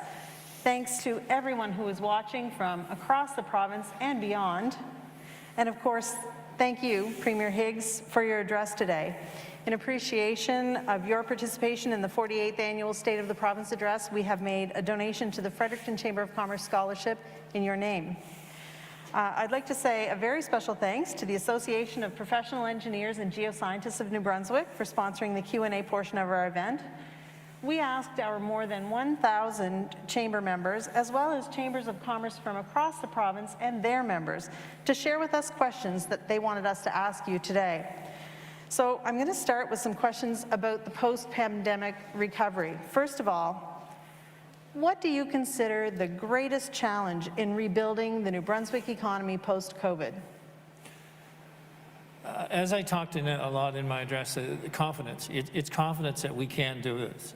There's some big challenges that I mentioned at the end about on the energy sector and the energy file and our economic viability going forward. I have been very cognizant of the years after COVID. And that's why I've been, we ask for real results. We ask for information on what's needed, what's not needed in real terms. So I want our province not to be here looking back next year and say, wow, I could have managed that better. I'm having real trouble now meeting some very basic needs because of where we are financially. I still am focused on not costing people more to live and work in New Brunswick.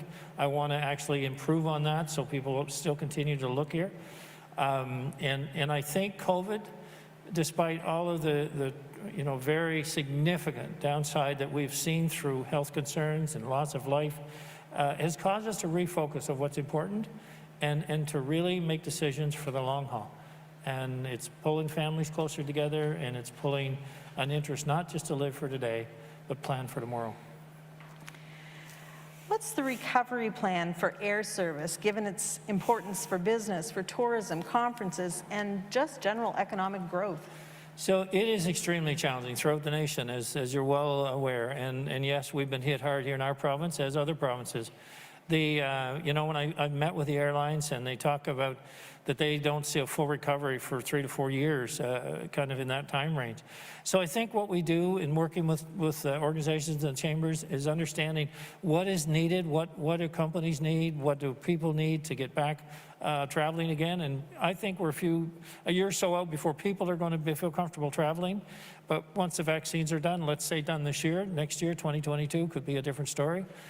Let's be strategic about how we start back up. Let's make sure that what we are doing and working with airlines directly is what's important to both business and individuals to start a recovery on the air service.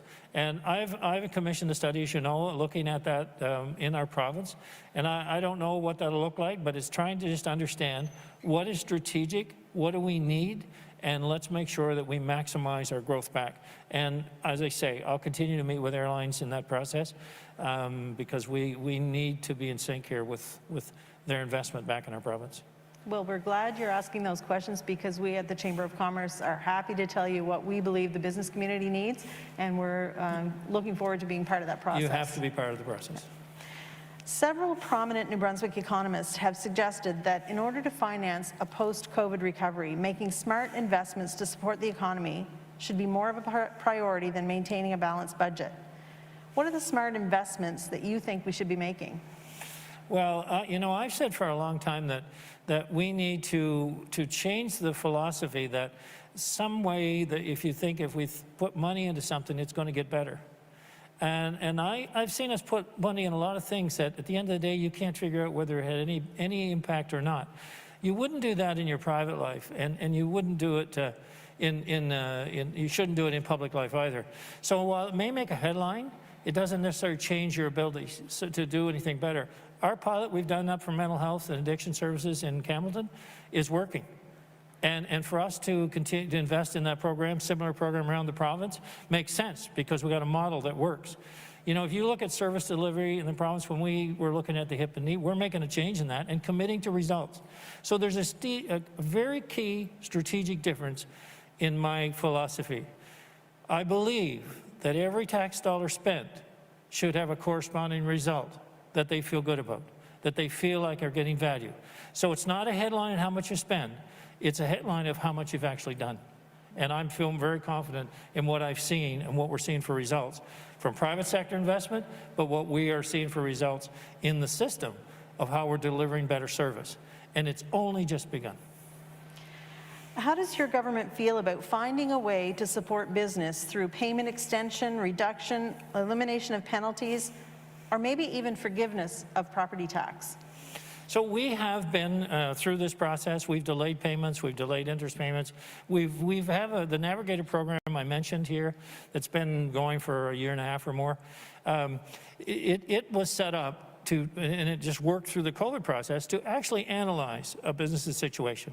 So everyone should say, how can I get through this? Because we're all trying to get through it. I know some businesses have seen increased sales and a change because of different models, but many have not, especially in the tourist and accommodation sector. So we've asked each one to come to us. I've asked ONB to evaluate their particular situation, and then let's look at what role government can play. So it's not a one-size-fits-all. It's not, here it is, find a way to spend this. It's like we want to be helpful in real terms. And if there's a problem, a real problem, we'll find a way to work with the individual or the business to get through this. And that's been the model from the start. Looking beyond the post-pandemic recovery, I'd like to get your thoughts on a few economic opportunities that our business community has identified. One was already mentioned in your remarks and by Minister Dunn. In addition to New Brunswick's already high quality of life, the Atlantic region has been one of the safest places in the world during the pandemic. How can we best leverage this opportunity to attract individuals and businesses to our province to locate? You know, you've hit right on it, actually, because New Brunswick has been recognized nationally and internationally, and it has made a difference when people say, what's going on in New Brunswick? And yes, we've had a little setback, but we're living right next door to the hot zone. I mean, our province is the gateway to the Atlantic region, and we're the ones that have been holding the fort on the borders. And with, you know, like 3,700 people a day, about 3,000 stopping in New Brunswick to work or transition, and about 700 going on through, we have exposure there that we have been facing throughout. So people are recognizing that. So how do we leverage that? We're now promoting, and you heard Minister Dunn talk about the promotion that we're putting forward about you can live and work here in New Brunswick. I have a daughter who lives and works in Bangkok, but she's been home since July because she is not able to go back to Bangkok, but she's working online from New Brunswick. So it's real, you know, this ability to work anywhere and live in New Brunswick is real. That's why the focus on connectivity and the 5G and the commitment in 3 years' time throughout our province is real. It's going to be a priority. It is a priority. And I believe we can make it happen, because I think that is one of the probably first things people are looking at today in their business is what kind of reach do we have socially through the social network around the world. And it's important that we get there. Absolutely. There is a flip side to encouraging people to come here and work remotely, though, and that is that in our local economies, we want people to get back to their offices and get back to working in the communities and being able to support the businesses that are in their proximity. How do we balance that? And are the provincial employees fully back in their offices? So I think we balance it by getting bigger. I mean, so we have people doing both. So I mean, we know rural areas are, for a long time been moving into the urban centers. I do think this pandemic will cause more people to think about living in rural New Brunswick. So that connectivity is important. But if you think about the focus on New Brunswick as a whole, well, if you're living in Toronto right now, you look at Fredericton and say, boy, I'd love to live in a city the size of Fredericton. Along the river, it's beautiful. That's where I'd like to go. And so you have a perspective there from different sides, but you know, that's not an urban center that's a problem for me to move out of Toronto. So I guess my point would be thinking that we can balance this through, because there's going to be people that just want to live in a smaller sized community. We would have most of our people that are back, I don't know the exact percentage, but not everyone. We went through still in orange, and those that are able to clearly work from home are doing that, but I don't know the exact percentage. In your speech, you referred to the investments that our platinum sponsor, Siemens, have made in our province, and most recently they have signed a lease to move into the Cyber Center here in Fredericton. It's estimated globally there will be 3.5 million job openings in cybersecurity by 2022. Considering that we have a depth of cybersecurity expertise here at UNB, the work of CyberNB, our growing cyber cluster infrastructure like the Cyber Center, the newly announced MBA program in cybersecurity at the University of Fredericton, what more do you see your government doing to leverage these assets and to more aggressively promote and support this critical growth opportunity? I think, and I've asked for this, to identify clearly the companies that can reach worldwide in terms of providing a service, and the ones that are maybe worldwide that need the service. What ONB have done with many companies, and I know they've done it with, let's say, some of the bigger organizations that have worldwide reach, and they basically connected our local companies with them to provide a service, and then that service then is provided for their operations in other parts of the world. And there are some very good examples of that. And I think that in the case of cybersecurity, the same thing applies. I had met with IBM before the pandemic, and they were looking at expanding and relocating into the cybersecurity building, but things changed a lot after the pandemic, and people have a new focus on where they're going to go or how they're going to structure.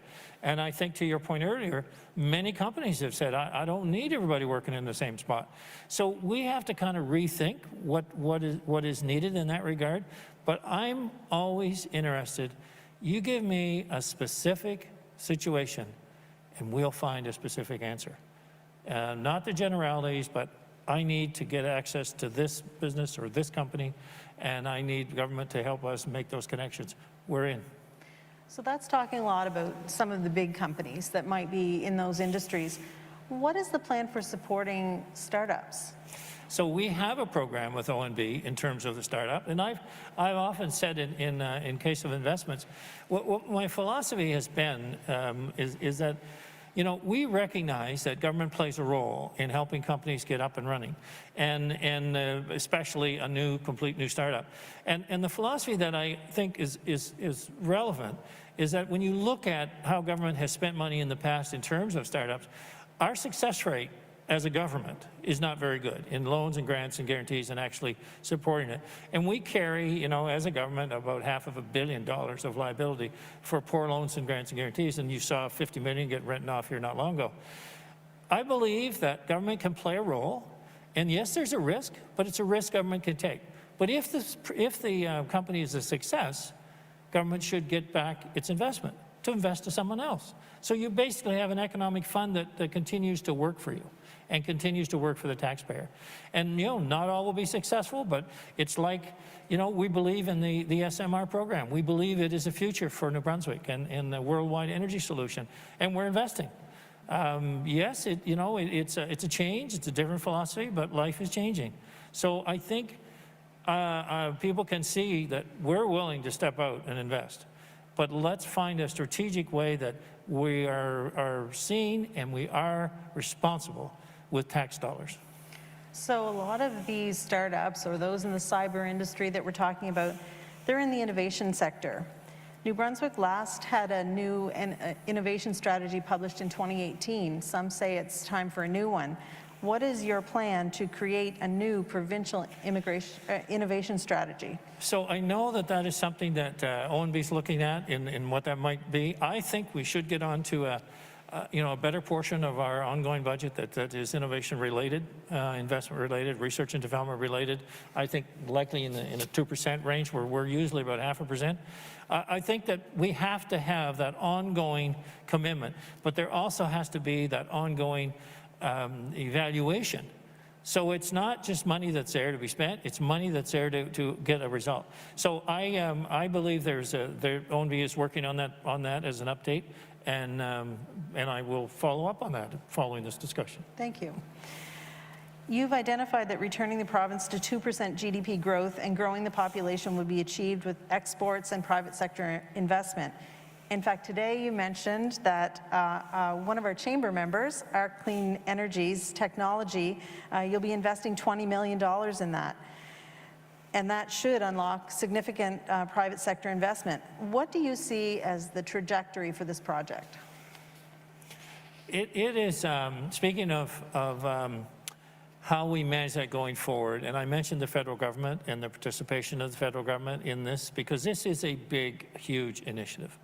And it will need federal government support. I mean, we are kicking it off.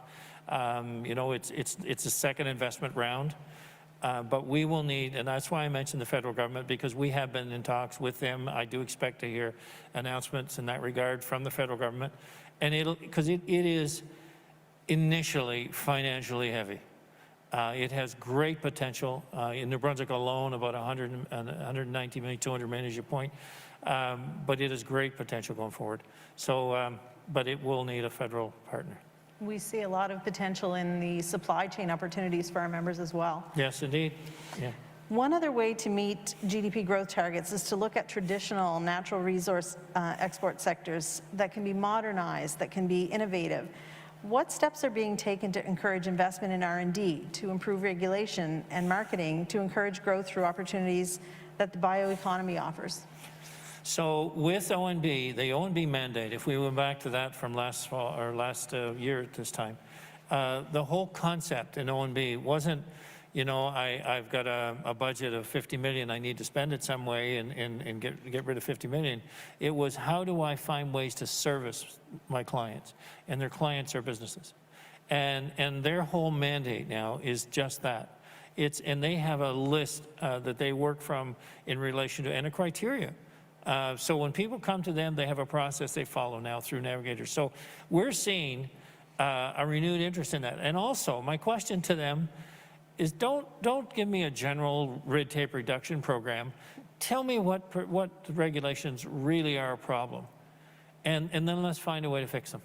And so we actually get some done. And I've said this to many businesses. What's your top 5 annoyances with government? And give me the list. I mean, I'm an engineer. I like lists, and I like targets. And so if this is the top one irritant, or this is the one that is really a problem for us, I want to know that. And, you know, just as municipalities in the province put together their 5 priorities, and I know we've worked on 2 of them, and we're working on the other 3. That's what I'd like to see from chambers or from any organization or businesses. Give me specifics. I had a company, you know, pushing hard to get the 2015 regs, the building codes adopted. Well, you'd think by 2020 we'd have that done. Well, we have it done now. But we want to keep up. And the best way we keep up is people telling us directly what their problems are. Well, we will continue to feed you information about red tape reduction and what our members are telling us. Perfect. The next few questions I want to ask you are actually in relation to the hardest hit sectors. A shout out for the establishment of the Business Navigators program that has helped our members to get information on programs and regulations. Every industry seems to have been impacted by COVID-19, but some have really faced the brunt of economic hardship. They're vulnerable. The same way that we have vulnerable populations that are susceptible to COVID-19, we have vulnerable businesses. Tourism industry is one, and given that tourism and hospitality are the 3rd largest sector in our economy, is there a plan in place to allow them to access the recovery grant or some other type of provincial support? HASCAP funding is for loans, and many in the sector say they can't take on any more debt. And I understand that, and we did introduce a rebate program when we were in yellow. I mean, we had another one rolled out for the winter, and then we had to pull back on that. Maybe we'll get a piece of that next month, hopefully, but time will tell. But we have asked to, again, the 5,000 money that we looked at in order for a grant, more or less, is to evaluate businesses. But I guess we know that everyone has taken a financial hit during this, or for the most part, and we know tourism and accommodation has been the hardest hit. So we have to look at what is the recovery, what does it look like? COVID year is not going to be like past years. We're not going to be able to reinstate the financials from the year before. But what is it that it takes, or what is a must to keep this business thriving? And we also look at, okay, were there problems prior or not, or was it successful until COVID, and was it all COVID? And then we work with the individual company to figure out, okay, how do we survive? Because our goal is to keep people going. Not to say I earned as much in COVID as I did last year, but I survived COVID. And now I have a potential to go beyond COVID. That's our goal. Another sector is the restaurant and beverage industry. They have lowered capacity, they have increased regulations, there's a lack of travelers, there's a lack of events, they have party size restrictions. Restaurants are hurting more than most sectors. With the limited support mechanisms in place, how can they cope? What more can we do for them? Well, as I mentioned if you look across the country and you look at New Brunswick and the Atlantic region, we've kept businesses open. More so than any place. We shut down early in the March of last year, but this was the first time we actually got back into an extended orange, and then of course the Moncton and the Evanston area changes that we had to go through. So we've tried to keep them open, and we knew the single family bubble thing was really hurting businesses, whether it be restaurants particularly. So we got back to, a single family, but plus 10. So we could get them back in business, because we've been told that this, the previous thing, can we do something differently? Because this just does not work. And as much as I enjoy going out to dinner with my wife, after a while, the restaurant's saying it's got to be more than just you two. So it's like, how do we keep businesses going? and recognize the shortfalls in each case. They're not going to be the same as before. Our goal will be to continue to open the doors up more and more. If we get this under control, recognizing what the variant potential is, because that's the unknown right now, that's very concerning. I'd just like to say we see light at the end of the tunnel with vaccines and understanding this variant, that we continue to allow people to be more and more active. I do have to caution the variant thing, because that is a concern for us, and we've seen how quickly that spreads. So that is the unknown at this stage. The retail sector wasn't mandated to close in the red face, but it was really communicated by government that people should stay home as much as possible, go to school, go to work, go to medical appointments, essentials, that's it. Are you considering supporting the retail sector with the Small Business Recovery Grant? Yes, we are. They're part of they should be applying for that, and we will consider that. Okay, good to know. I want to talk about some of the province's long-standing issues, which have probably been exacerbated by the pandemic. First, immigration. We have heard that there are newcomers that don't have access to Medicare because they've had delays in processing their routine applications at the federal level. That's outside of their control.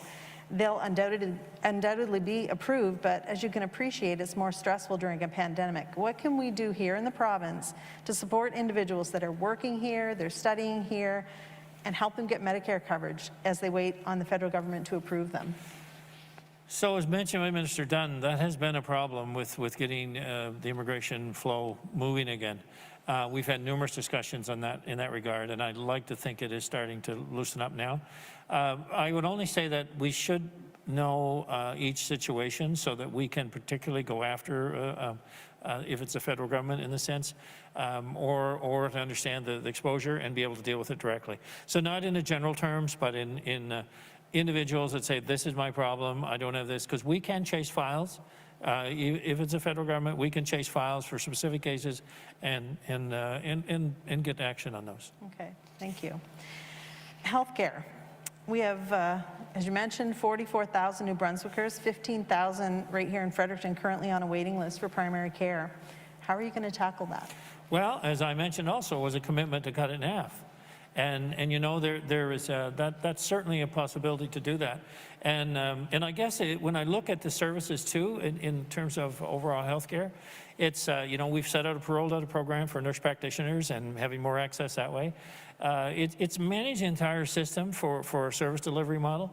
When you look at how money is spent in the healthcare field, you really have to evaluate it closely and decide, okay, how do I get more results from the money being spent? And that's what we're doing within government right now.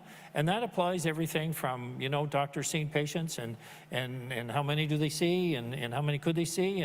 And because you see a wide spectrum of, let's say in the case of seeing patients, you see a very wide spectrum on a family physician in relation to, let's say, their salary, which is all public now.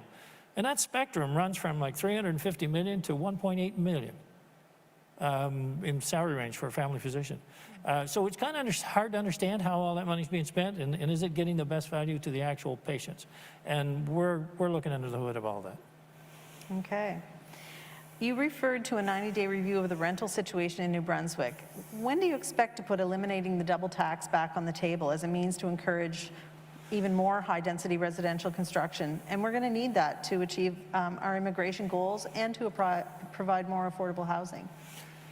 Yes, and I do support it, as you know, and it was in our budget a year ago, which seems like a distant memory.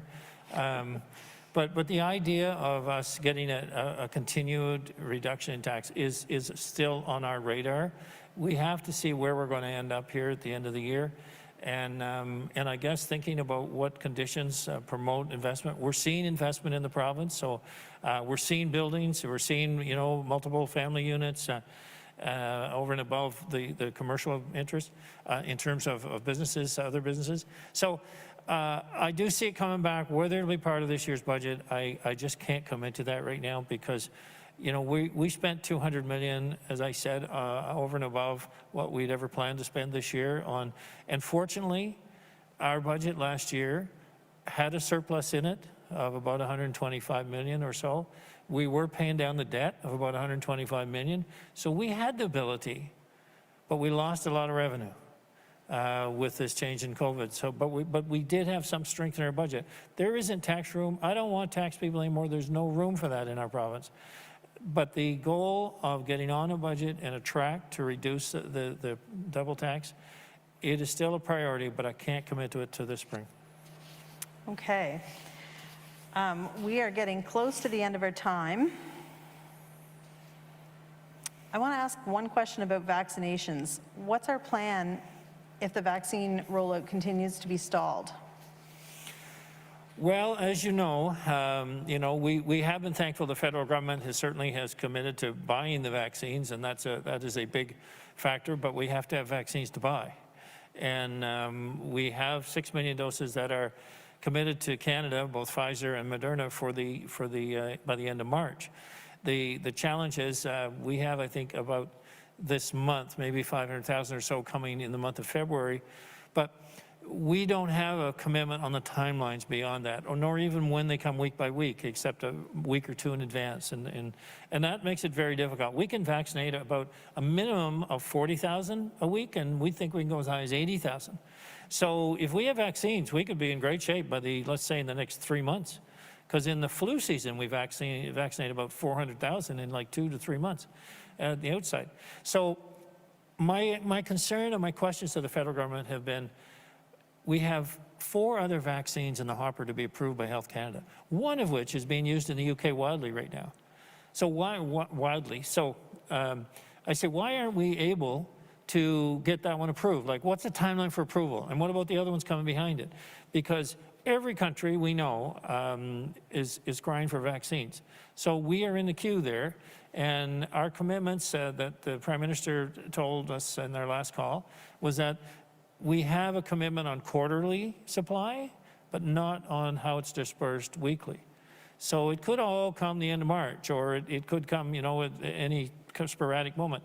So it's like we need continuity in order to plan the vaccinations, but I guess we'd figure that out if we just knew we had supply. I would like to think we should know when they can be approved, the other ones, and then we get some longer term commitments. Right now, the federal government is saying, well, we're looking at our own production facility late September or the new year. That's a long ways away. So we think that we can get it in production, even look at that sooner from existing facilities, and can they get a license agreement? Can that ramp up? So we keep talking with the federal government, and obviously they're engaging to try to find a solution and want to find one as well. I know we're pretty much out of time, but I am going to ask you one last question. A lot of small businesses think they should be reclassified within the color-coded recovery phases, given their operational plans, given their strict adherence to public health measures. People like salons or small fitness providers. Can the government create a mechanism to look at these businesses and consider reclassifying some of them? So I would say, yes, we can look at these businesses, and we can look at them in the sense of what they provide, because, and the reason I say that is because we did evaluate these businesses. WorkSafe went to each one of them and said, okay, what protocols have you set up? It allowed us to learn more about how the pandemic has spread and what precautions can be taken to avoid it and allow people to get on with their business. So I'm always interested to look at each case and say, okay, what are you doing? Not generalize, so people say, oh, well, they're in business, why can't I be? Well, here's what they're doing to protect themselves. I think, given what we've seen from New Brunswickers in general, we should be willing to have that discussion and look closely at their operation and how does it work or not work, and not throw everyone in the same bucket. The variant bucket is the one that I always qualify because of the sensitivities about not the unknown. But yeah, I think people should apply, and we should look at that, and it should be part of our ongoing discussions with public health. That's great news for a lot of small businesses. That does bring us to the end of our questions. We want to thank our members. We want to thank chambers from across the province. And I want to say a special thank you to the team at the Fredericton Chamber of Commerce for putting on our virtual State of the Province today. Thank you, Premier Higgs, for delivering the 48th Annual State of the Province Address virtually. Hopefully it won't be virtual in the future. I want to say another huge thank you to our sponsors. And thank you, most of all, to all of you who have tuned in today to join us at the 48th Annual Fredericton Chamber of Commerce State of the Province Address.